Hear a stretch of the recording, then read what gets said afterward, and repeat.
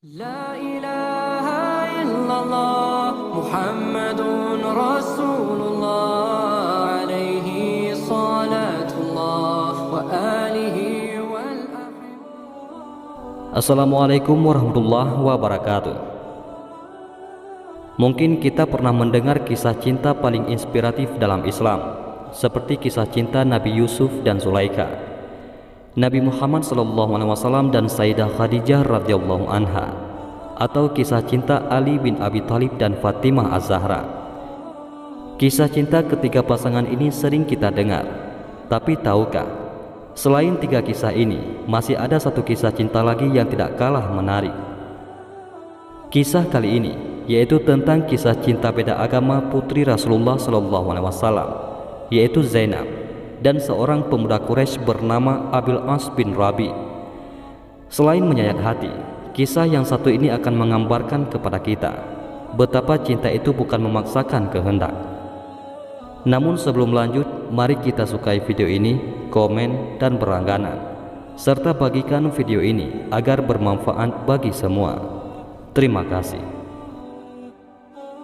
Zainab adalah salah satu putri Rasulullah SAW yang dalam sejarahnya meninggalkan kisah cinta begitu mendalam.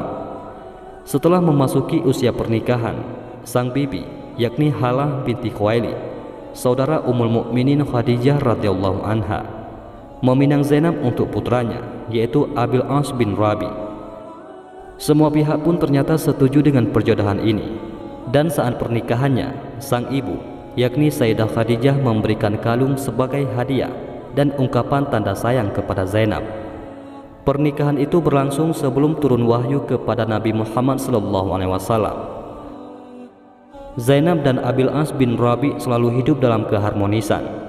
Akan tetapi, kemudian semua berubah setelah Nabi Muhammad SAW diangkat menjadi Rasul. Zainab pun beriman dan memeluk Islam. Akan tetapi, Abil As tidak mudah meninggalkan agamanya.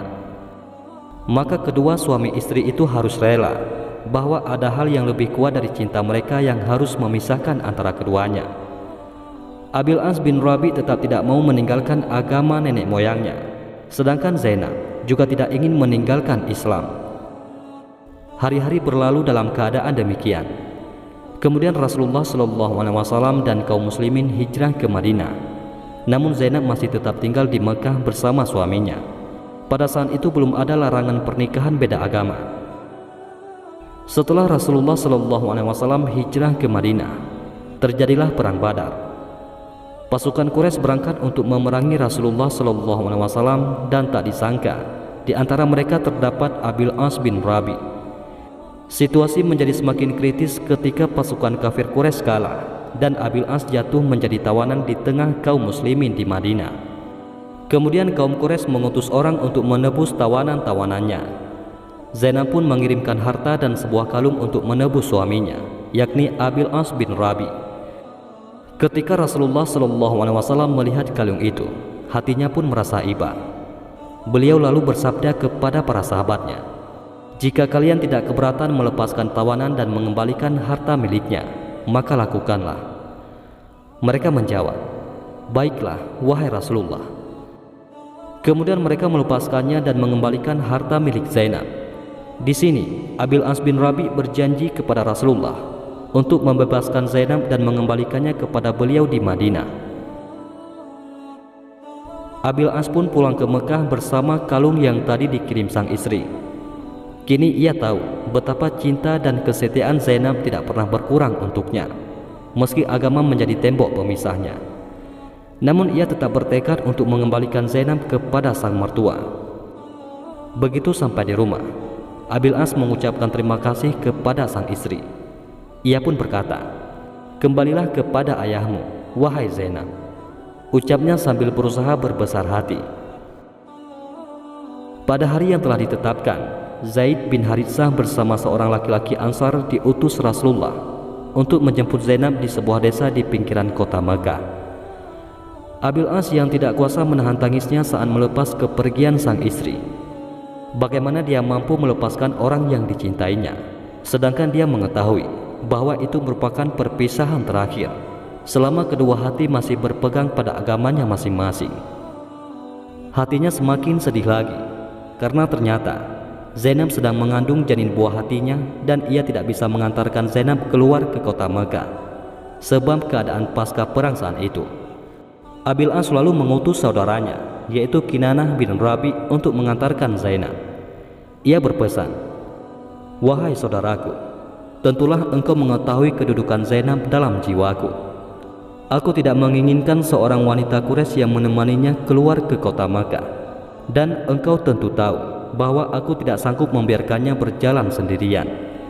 Maka temanilah dia menuju tepi dusun di mana telah menunggu 2 utusan Muhammad. Perlakukanlah dia dengan lemah lembut dalam perjalanan, dan perhatikanlah dia sebagaimana engkau memperhatikan wanita-wanita terpelihara. Lindungilah dia dengan panahmu hingga anak panah yang penghabisan." Rupanya perjalanan Kinanah membawa Zainab tidaklah berjalan mulus. Ketika Zainab berada di punggung unta, Hubar bin Aswad al-Asadi, salah seorang dari kafir Quraisy, menusuk perut unta itu dengan tombak hingga Zainab terlempar jatuh dan mengeluarkan darah.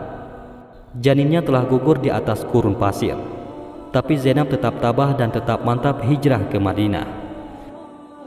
Setelah melewati beberapa hambatan, Kinanah berhasil membawa Zainab dan menyerahkannya kepada Zaid bin Harithah dan temannya. Keduanya lalu membawa Zainab kepada Rasulullah SAW. Berpisahlah Zainab dengan suami tercinta dan calon buah hatinya. Cinta mereka benar-benar diuji dan tidak ada lagi jalan untuk bertemu. Abil As yang telah tetap di Mekah selalu murung dan menyendiri karena sang belahan jiwa tidak ada lagi di sisinya. Sedangkan Zainab di Madinah bersama sang ayah menjadi sering sakit-sakitan karena cinta dan kerinduan yang sangat mendalam. Kalau saja bukan karena iman dan takwa yang menguatkan tekadnya, tentu ia akan tetap bersama Abil As hingga ajal yang memisahkan. Hari berganti minggu, minggu berganti bulan, dan bulan berganti tahun. Suatu hari Abil As bin Rabi keluar bersama kafilah dagangnya menuju ke Syam. Saat perjalanan pulang, dihadang oleh pasukan muslimin yang berhasil merampas hartanya. Syukur mereka tidak membunuhnya. Kini Abil As bin Rabi tidak punya apa-apa lagi. Bukan harta pribadi saja yang habis, melainkan juga harta dagangan yang dititipkan orang-orang padanya. Bagaimana ia bisa sanggup kembali ke Mekah?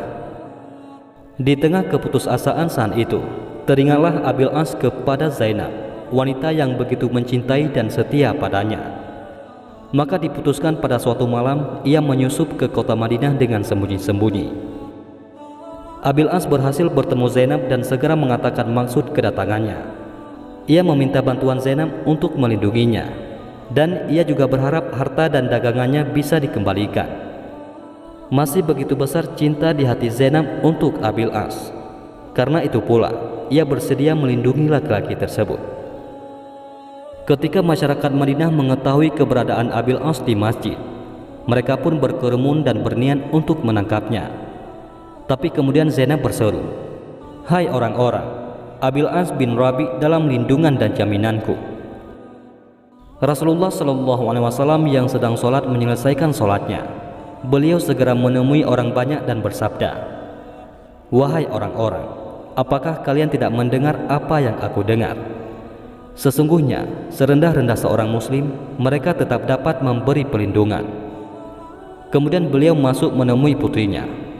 Zainab berkata, "Ya Rasulullah, sesungguhnya jika Abil As dianggap keluarga dekat, ia masih putra paman.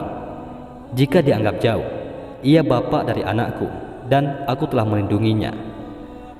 Rasulullah kemudian berpesan, "Wahai putriku, muliakanlah tempatnya dan jangan sampai dia menyentuhmu, karena engkau tidak halal baginya selama dia masih musyrik."